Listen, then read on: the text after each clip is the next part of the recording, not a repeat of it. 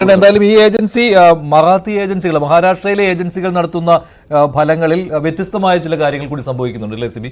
അതെ, നമ്മളിപ്പോൾ നോക്കുകയാണെങ്കിൽ ബേസിക്കായിട്ട് രണ്ട് ഫലങ്ങൾ, അതായത് ആദ്യം വന്ന പി മാർക്ക് സർവേയും രണ്ടാമത് വന്ന ഈ മറാഠ ഫലവും മുന്നോട്ട് വെക്കുന്ന ഒരു ആശയം എന്ന് പറയുന്നത് ഒരു തൂക്കുസഭ അല്ലെങ്കിൽ വളരെ ടൈറ്റ് ആയിട്ടുള്ള ഒരു സഭ എന്നുള്ള ഒരു രീതിയിലാണ് ഇപ്പോൾ മുന്നോട്ട് പോകുന്നത്. അപ്പോൾ ഇതിൻ്റെ ഒരു പ്രതിസന്ധി എന്താണെന്ന് വെച്ച് കഴിഞ്ഞാൽ ചെറിയ പാർട്ടികൾക്ക് വലിയൊരു പ്ലേ കൊടുക്കുന്ന ഫലങ്ങളാണ്.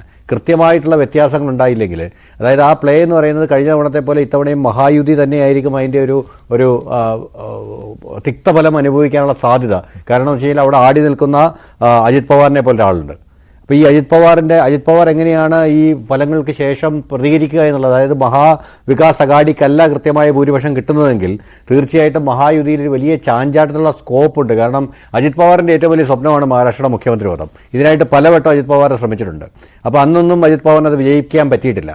ഇപ്പം നിലവിലെ സാഹചര്യത്തിൽ ഈ രണ്ട് കക്ഷികൾ ഏറെക്കുറെ അടുത്തടുത്ത സീറ്റുകളിൽ അടുത്തടുത്ത് വരികയും ഒരു പാർട്ടിക്കും വ്യക്തമായ ഭൂരിപക്ഷം കിട്ടാതിരിക്കുകയോ അല്ലെങ്കിൽ BJP സഖ്യത്തിന് നേരിയ ഭൂരിപക്ഷം കിട്ടുകയോ ചെയ്യുന്ന ഒരു സാഹചര്യത്തിൽ അജിത് പവാർ ക്രോസ് ഓവർ ചെയ്ത് മഹാവികാസ് അഘാഡിയുടെ ഭാഗമാവുകയും അദ്ദേഹം മുഖ്യമന്ത്രിയാവുകയും ചെയ്തൊരു സാധ്യത തള്ളിക്കളയാൻ പറ്റില്ല.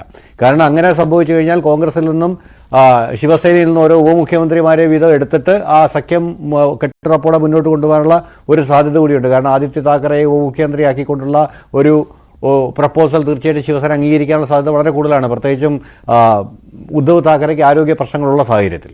എന്തായാലും 23-ന് ശേഷമായിരിക്കും യഥാർത്ഥത്തിൽ എന്താണ് സംഭവിക്കാൻ പോകുന്നത് എന്നതിൽ ഒരു വ്യക്തമായ ധാരണ ഉണ്ടാവുകയുള്ളൂ.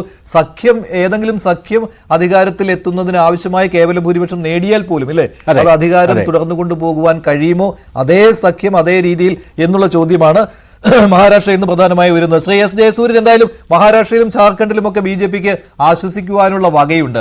പക്ഷെ പാലക്കാട് നഗരസഭയിലെ വോട്ട് മാത്രം വെച്ചുകൊണ്ട് എങ്ങനെ ജയിച്ചു കയറാൻ പറ്റും? കഴിഞ്ഞ തവണ ശരിയാണ്, ഏറ്റവും കൂടുതൽ വോട്ടുകൾ പാലക്കാട് നഗരസഭയിൽ നിന്ന് കിട്ടി. പക്ഷെ അതുപോലും ജയത്തിലേക്ക് എത്തുവാൻ ഗുണകരമായി മാറിയില്ലല്ലോ.